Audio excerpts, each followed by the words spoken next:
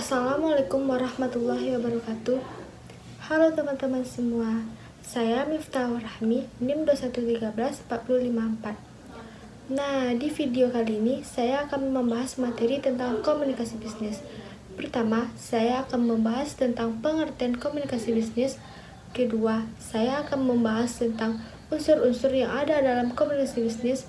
Ketiga, saya akan membahas tentang ruang lingkup yang ada dalam komunikasi bisnis. Keempat, saya akan membahas tentang fungsi komunikasi bisnis. Nah, bagi teman-teman yang penasaran, simak video saya sampai habis ya. Pertama, pengertian komunikasi bisnis.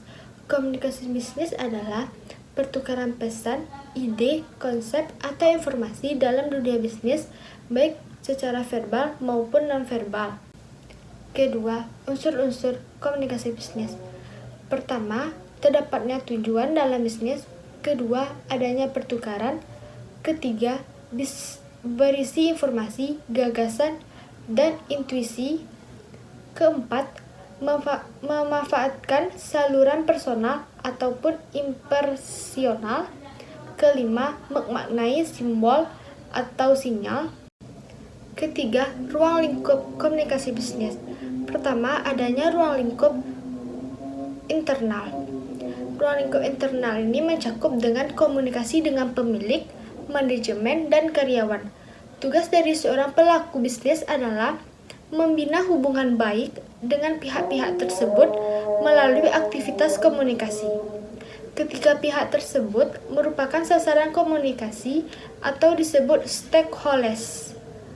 Stakeholders adalah sikap setiap kelompok yang berada di dalam maupun di luar organisasi.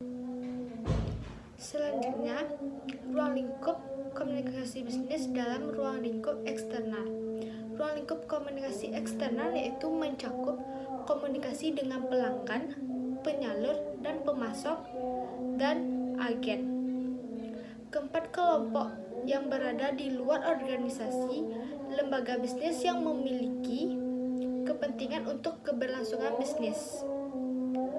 Kelompok tersebut selain menghidupkan juga dihidupi oleh organisasi lembaga bisnis. Kelompok tersebut menentukan kemajuan dalam bisnis. Keempat, fungsi komunikasi bisnis. Fungsi komunikasi bisnis terdapat 4 fungsi. Yang pertama, fungsi informatif.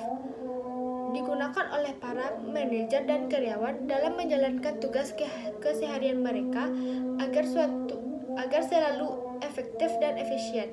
Kedua, fungsi regulatori yang dilakukan untuk mengandalkan dan menyatukan jalan perusahaan seperti memberikan perintah atau laporan. Ketiga, fungsi persuasif terjadi ketika di antara para karyawan terjadi komunikasi dan interaksi. Keempat, fungsi integratif. Inilah yang paling penting, yaitu agar perusahaan dapat berjalan atau beroperasi secara terpadu dan utuh, dan tentunya membutuhkan koordinasi dan komunikasi yang baik. Nah, itulah materi yang dapat saya sampaikan. Akhir kata saya akhiri dengan Assalamualaikum warahmatullahi wabarakatuh.